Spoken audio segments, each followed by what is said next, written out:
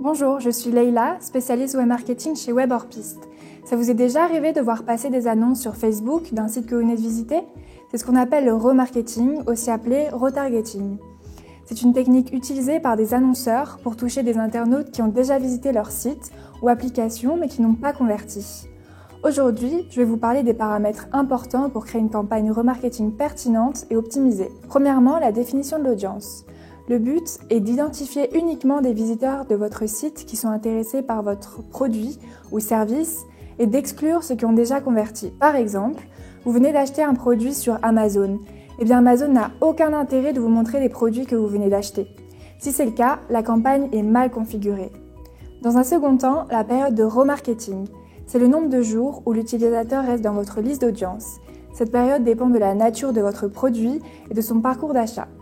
Par exemple, si vous vendez des petits objets de décoration qui nécessitent une prise de décision plutôt courte, la période de remarketing ne doit pas dépasser quelques jours, voire une semaine maximum. Au contraire, si vous vendez une voiture ou un voyage sur mesure, où le parcours d'achat est bien plus long, elle pourra durer plusieurs mois. Ne vous inquiétez pas, l'internaute ne sera pas inondé par vos annonces si vous respectez le troisième point, à savoir limiter le nombre d'impressions par personne, par jour et par semaine. Cela vous assure que la même personne ne verra pas trop d'annonces dans une période courte. Et enfin, il faut bien choisir le support que vous allez utiliser pour diffuser vos annonces.